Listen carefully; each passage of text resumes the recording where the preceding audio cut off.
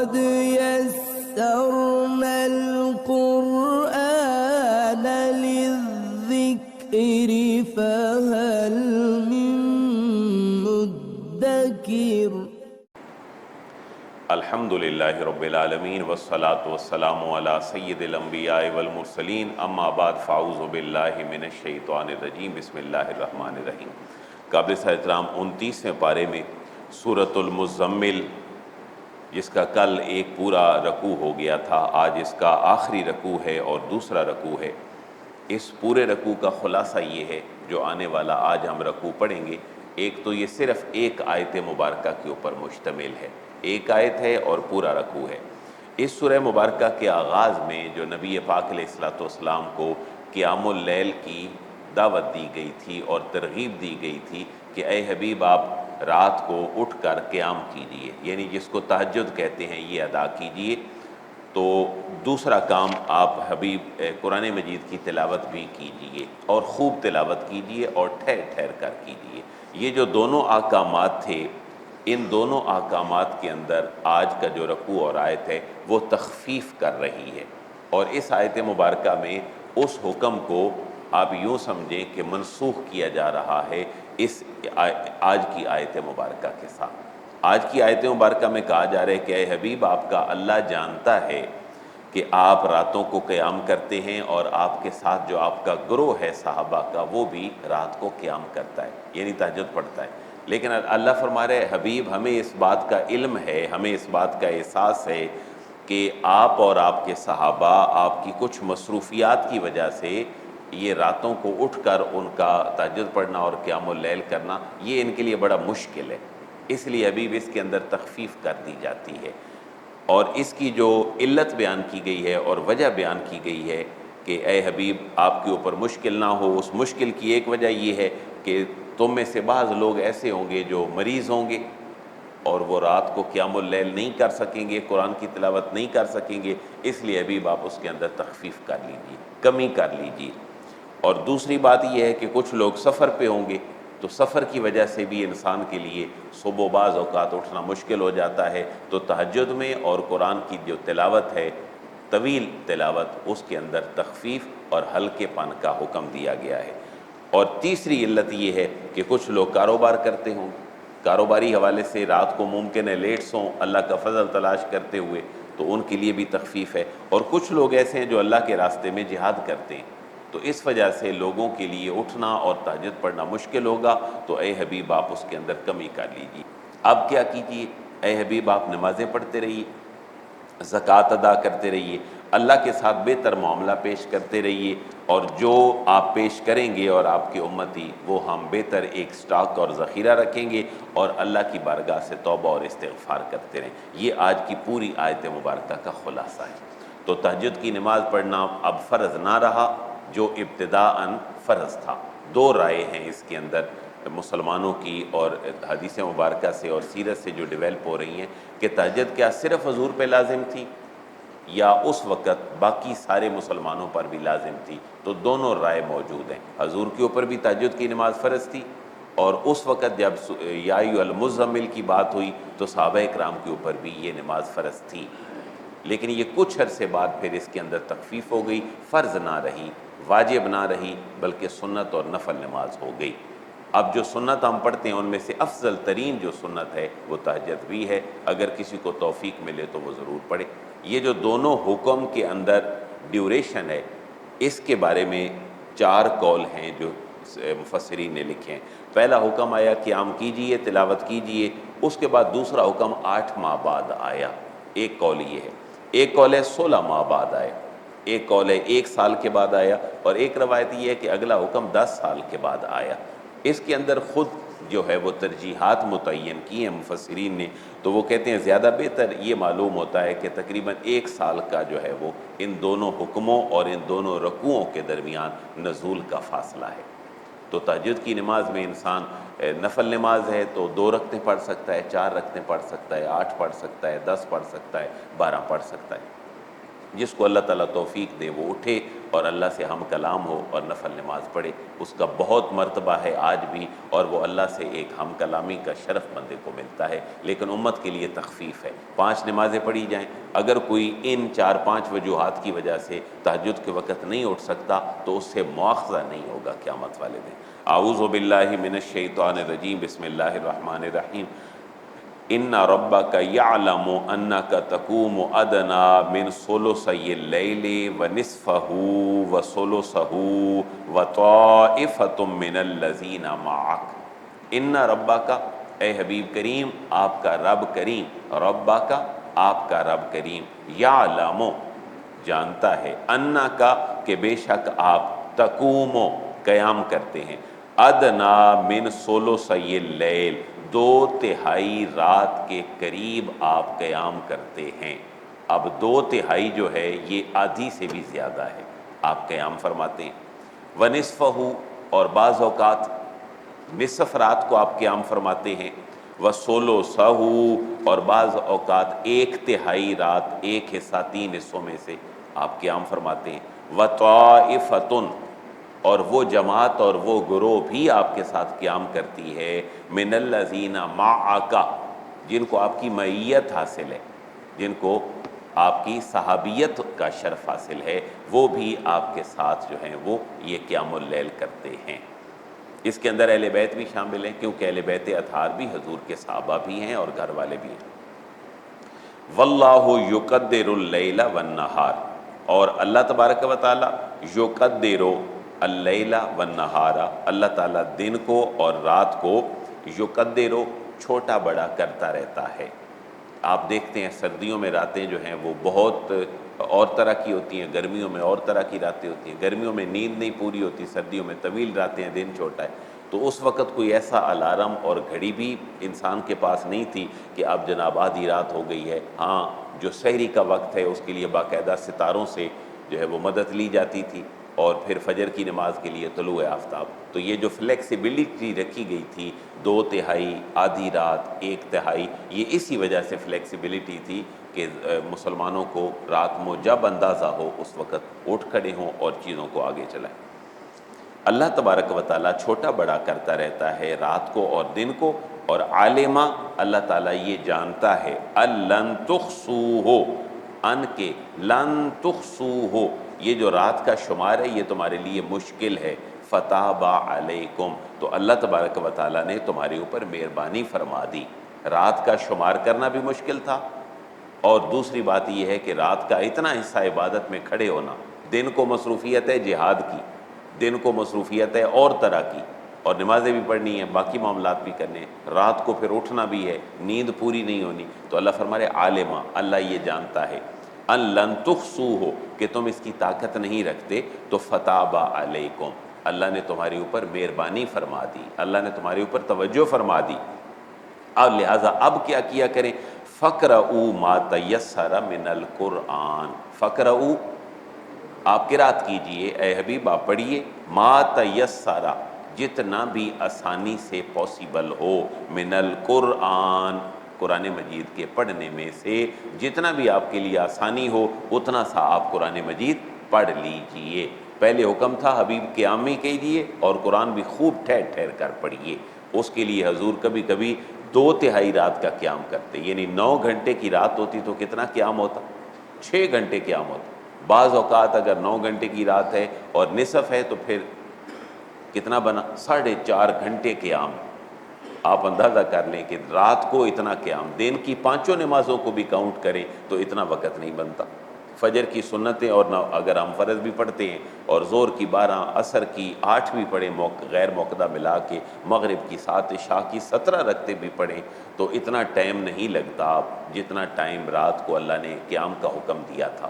تو اللہ فرما رہے ہمیں احساس ہے ابھی بھی آپ کے لیے بڑا مشکل ہے، آپ کے صحابہ کے لیے مشکل ہے، کیونکہ دن کے امور بجا لانا یہ بھی تو آپ کے فرائض میں شامل ہے، لہذا کم کر دیجئے اس کو بھی، اور قرآن جتنا آسان ہو اتنا پڑھ لیجئے۔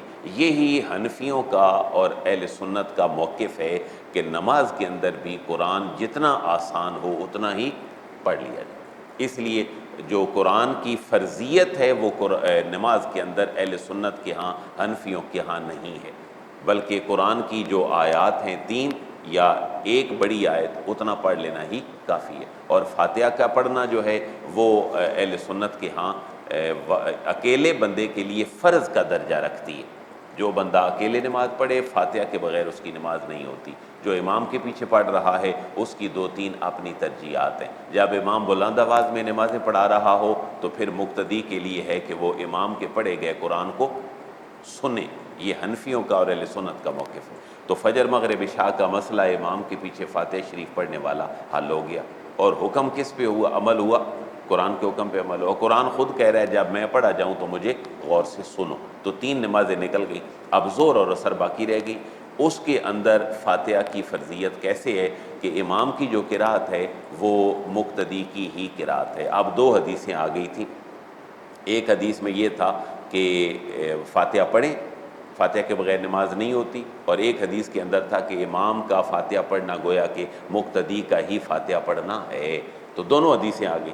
تو دونوں حدیثوں میں یہاں بھی کسی حدیث کو چھوڑا نہیں گیا، بلکہ یہاں کہا گیا ہم اس حدیث پہ عمل کریں گے کہ جب امام ہو تو امام کی قرات ہی مقتدی کی قرات ہے۔ اب ایک حدیث باقی بچتی آ رہی تھی، اور وہ یہ تھی کہ لا صلاۃ الا بفاتحۃ الکتاب، فاتحہ کے بغیر نماز تمہاری نہیں ہے۔ اس کے اوپر پھر ہم عمل کیسے کر سکے؟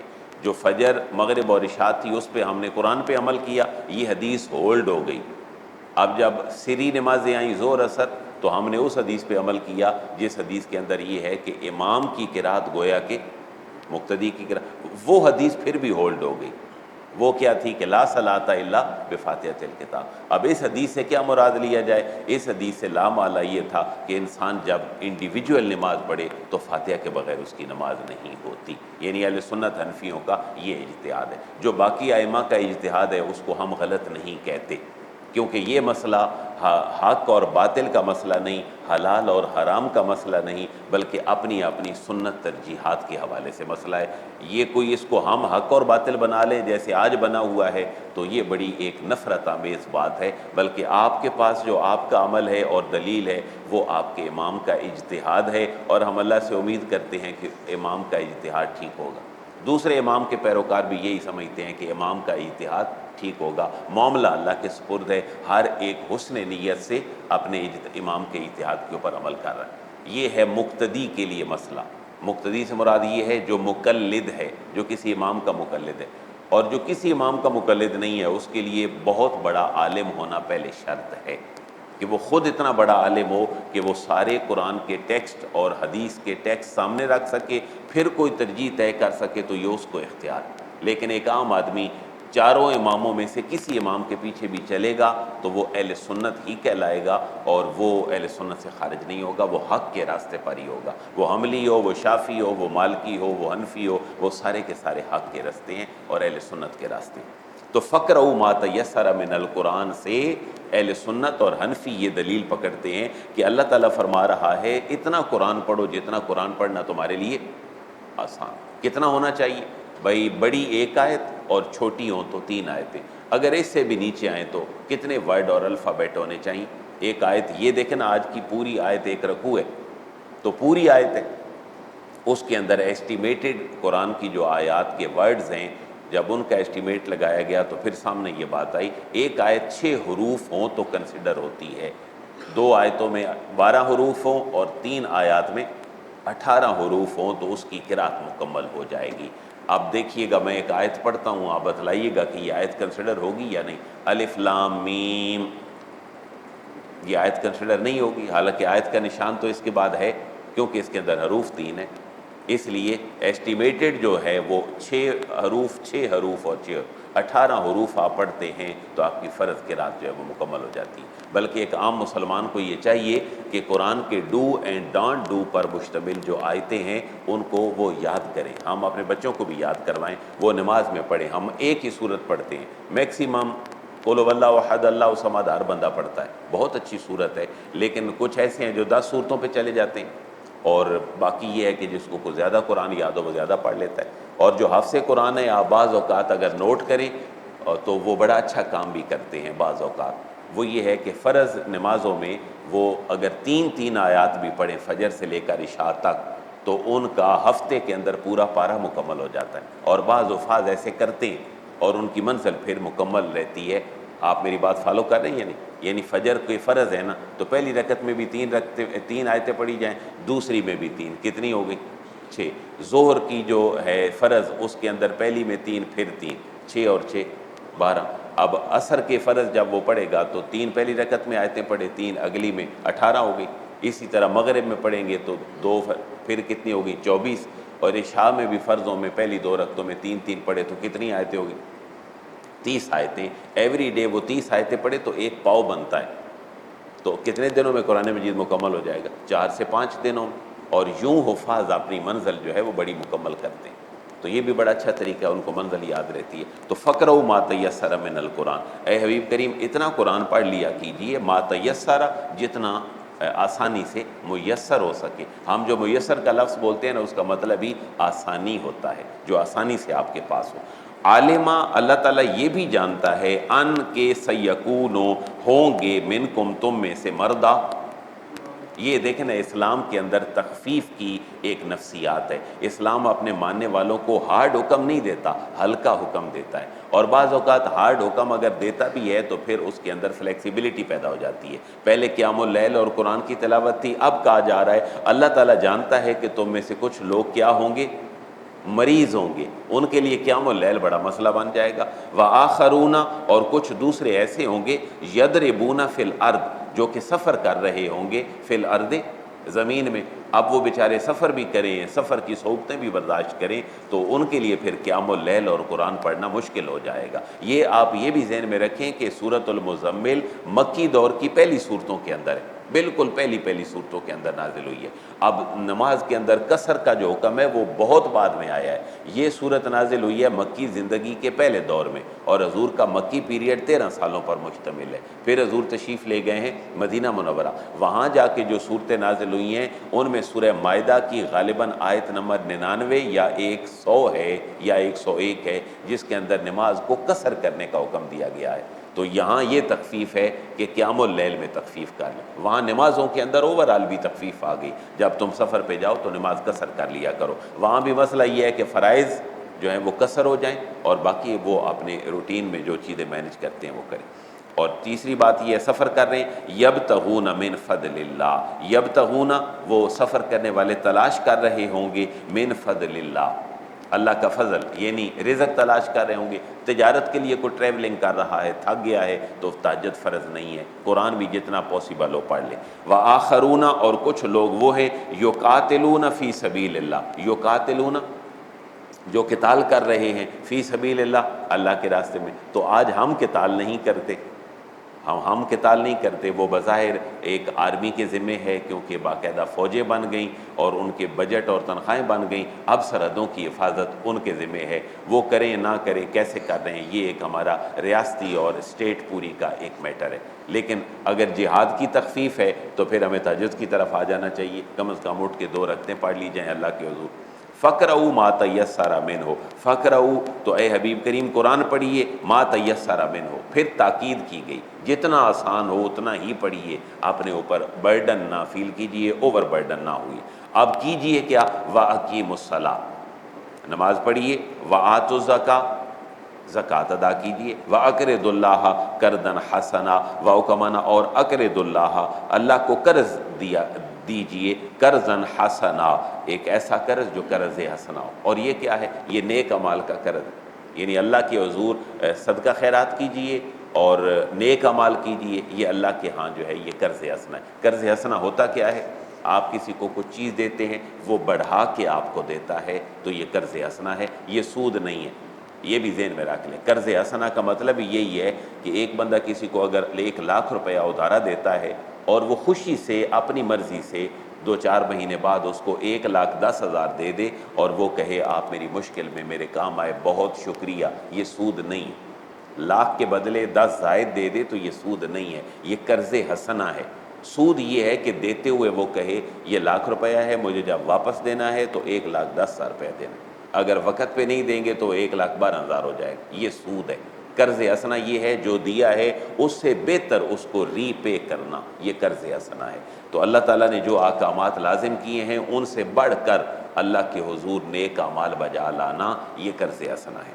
وَمَا تُقَدِّمُوا لِأَنفُسِكُم مِّن خَيْرٍ تَجِدُوهُ عِندَ اللَّهِ وَمَا تُقَدِّمُوا، اور جو کچھ بھی آپ آگے بھیجیں گے، لِأَنفُسِكُم اپنے لیے، من خیر نیکی کے کاموں میں سے، تو تَجِدُوهُ وہ ضائع نہیں جائیں گے، تَجِدُوهُ اے حبیب آپ اور آپ کے صحابہ مسلمان اس کو موجود پائیں گے، عند اللہ اللہ کے ہاں، کتنا سارا، ہو خیرہ بہت بہتر پائیں گے۔ یہ نہیں دیکھیں نا، وہ قرآن میں بعض ایک جگہ پہ اور لکھا ہے کہ نیک عمل آپ کریں گے تو وہ کتنے گنے تک بڑھ جائے گا، 700 گنے تک اللہ تعالیٰ بڑھا کے دے گا۔ تو اللہ کے ہاں یہ چیز تم بہتر پاؤ گے اور اس کا بہت بہت بہتر ہوگی۔ وَأَعْظَمَ أَجْرًا، اور اس کا اجر بھی بڑا عظیم ہوگا۔ تو ایک حکم تھا نماز پڑھیے، زکوٰۃ ادا کیجیے، قرض حسنہ دیجیے، اور ایک آخری حکم ہے جو سورہ نوح کے اندر بھی تھا جو اس سے پہلے گزری ہے، وَاسْتَغْفِرُ اللَّهَ، اور استغفار کیجیے۔ اے حبیب آپ مغفرت طلب کیجیے اللہ سے،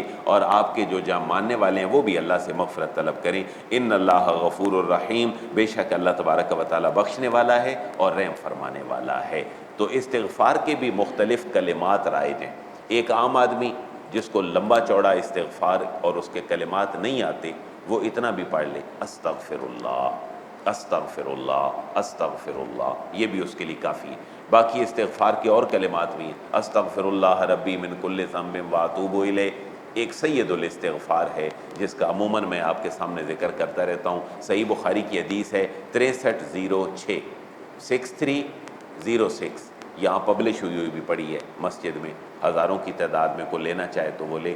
اللہم انت ربی لا الہ الا انت خلقتنی وانا عبدک وانا علی عہدک۔ اس استغفار کی فضیلت یہ ہے، حضور نے فرمایا جو بندہ صبح پڑھے اور شام تک مر جائے وہ شہید ہے، اور جو شام پڑھے اور صبح تک مر جائے وہ شہید ہے۔